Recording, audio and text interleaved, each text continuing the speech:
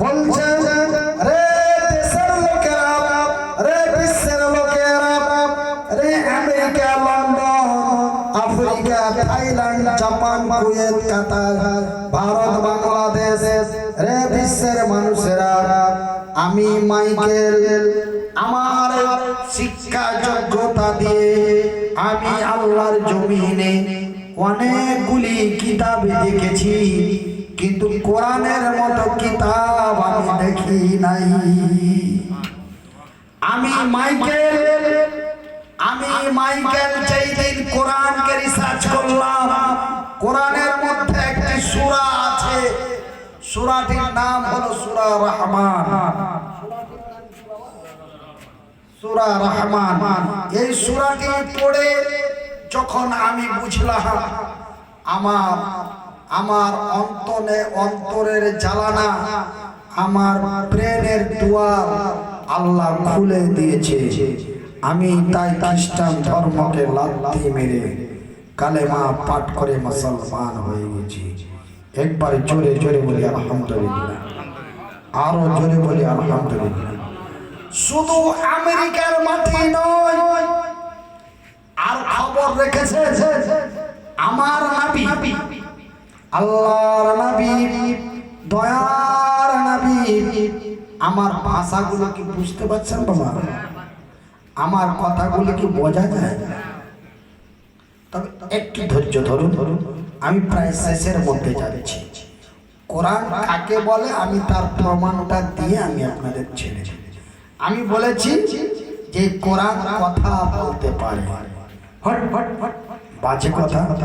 এই কাগজের বই আবার কথা বলতে পারে? ওর মধ্যে তো কোনো যন্ত্র লাগা নাই। যন্ত্র লাগা আছে বাবা?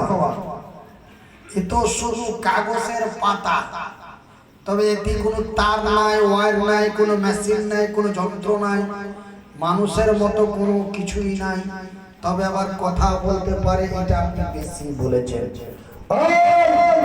উত্তর 24 পরগনা বসিরহাট থানার লোকেরা, আমার সামনে বসে থাকা শ্রোতা মণ্ডলীরা, কোরআন কথা বলতে পারে, এর প্রমাণটা যদি আপনাদের দিতে না পারি, তবে আমি মনিরুদ্দিন আল্লাহর কসম দিয়ে বলছি, পশ্চিমবঙ্গ কেন এখনো মানুষ আমার দোয়া নেওয়ার জন্য, আমাকে দেখার জন্য, আমার দোয়া নেওয়ার জন্য এখনো মানুষ আমাকে মাহফিলে ডাকে।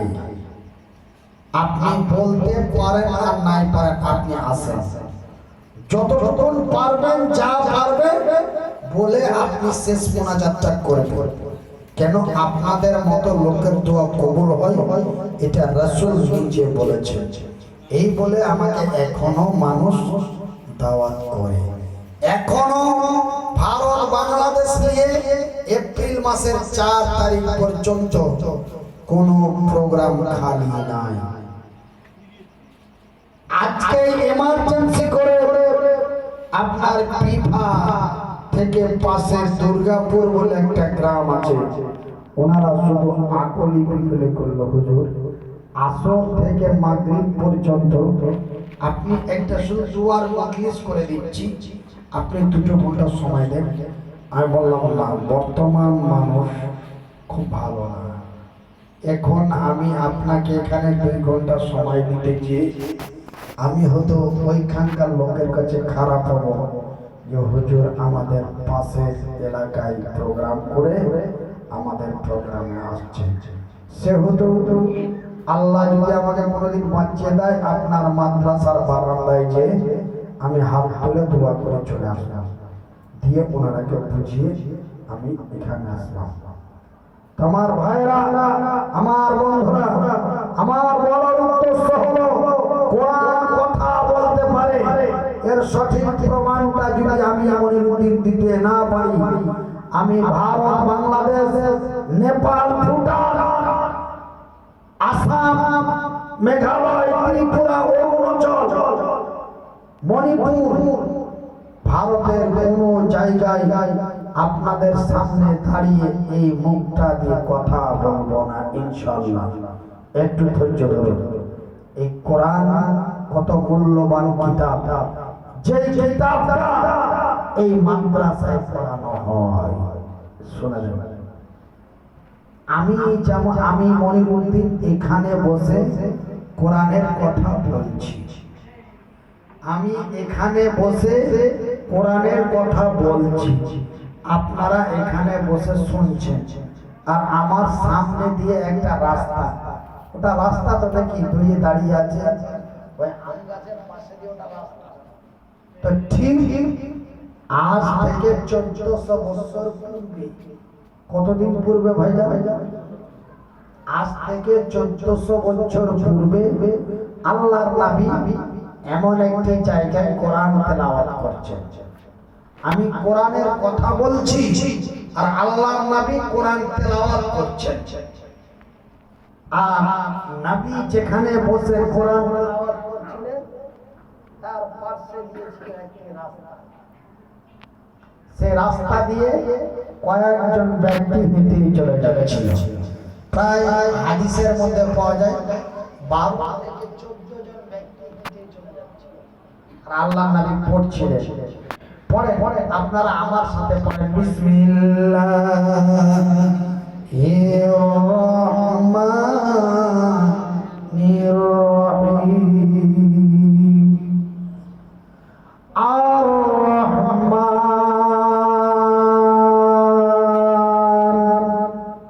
আল্লামাল কুরআন খলাকাল ইনসান আল্লামাহুল বায়ান। এই বলে আল্লাহর নবী কোরআনের এই সূরাটা বসে বসে তেলাওয়াত করছেন। আর কয়েক ব্যক্তি চলে যাচ্ছে। হেঁটে যেতে যেতে তাদের কানের মধ্যে কোরআনের আওয়াজ গেল। কি গেল বাবা? কোরআনের আওয়াজ গেল। তারা থমকে দাঁড়িয়ে গেল। সুবহানাল্লাহ বলে। তারা কোরআন শুনে থমকে দাঁড়িয়ে গেল। কিন্তু দেখেন এই মুসলমানের ছানারা কোরআন শুনে কিন্তু হাঁটাহাঁটি চলাচলি করে। কিন্তু সেই দিন আল্লাহর নবী কোরআন তেলাওয়াত করছে আর ওরা রাস্তা দিয়ে চলছিল, কোরআনের আওয়াজ পেয়ে থমকে দাঁড়িয়ে গেল আর কোরআনকে শুনতে লাগলো। কি করতে লাগলো বাবা? শুনতে লাগলো। কোরআনকে শুনতে লাগলো। শুধু শুনলো না, তারা কোরআনকে বুঝতে লাগলো। কোরআনকে শুনতে শুনতে বুঝতে বুঝতে তারা এই সূরাটারে, এই কোরআনকে যখন বুঝে নিল, তারা একসঙ্গে বলে দিল আশহাদু, বলে আশহাদু আল্লাহ ইলাহা ইল্লাল্লাহু ওয়া আশহাদু আন্না মুহাম্মাদান আবদুহু ওয়া রাসূলুহু। এই কালেমায়ে শাহাদাত পাঠ করে তারা একসঙ্গে মুসলমান হয়ে গেল। কি সুবহানাল্লাহ, জোরে বলো সুবহানাল্লাহ। মহব্বত দিয়ে বলি আলহামদুলিল্লাহ, জোরে বলি আলহামদুলিল্লাহ। শুধু তাই নয়, ওরা বাড়ি গেল। কোথায় গেল বাবা? বাড়ি গেল। আমি যখন নতুন নতুন বক্তব্য দিতে আসতাম, বক্তব্য বায়ান করে যখন আপনাদের গ্রাম থেকে আপনাদের এলাকা থেকে যেতাম, তো চায়ের দোকানে গাড়ি দাঁড় করতাম চা খাওয়ার জন্য। তখন দেখতাম প্রায় মানুষ আলোচনা করতে, উত্তর পাড়াতে এরকম একটা ছোট্ট মাওলানা এসেছিল। কি বলে গো, মালটা এত ছোট কিন্তু মালের পাওয়ার আছে, মালের পাওয়ার আছে। ভাই গো, কথা বলল মারাত্মক মারাত্মক কথা। এই বলে বিভিন্ন জায়গায় বিভিন্ন এলাকায় আমার আলোচনা হতো। তো ঠিক ওরা যে কালেমা পড়ে মুসলমান হলো, ওরা এবার বাড়ি যেয়ে বন্ধুদের সামনে গল্প করছে, বলছে বন্ধুরে রাস্তা দিয়ে আসছিলাম। কোথা দিয়ে আসছিলাম? রাস্তা দিয়ে আসছিলাম, হঠাৎ একটি আওয়াজ শুনতে পেলাম। সেই আওয়াজটির নাম হলো কোরআন। তো কি হয়েছে? বলছে বন্ধুরে সেই কোরআনকে দাঁড়িয়ে দাঁড়িয়ে শুনতেছিলাম, শুনতে শুনতে বুঝতে বুঝতে কোরআন কেমন মানবতা কিতাব, যেই কিতাব নবীর মাদ্রাসায় পড়ানো হয়। বন্ধুরে কোরআনকে শুনতে শুনতে নিজেকে কন্ট্রোল করতে পারিনি, সঙ্গে সঙ্গে মুসলমান হয়ে গেছি। বন্ধুরে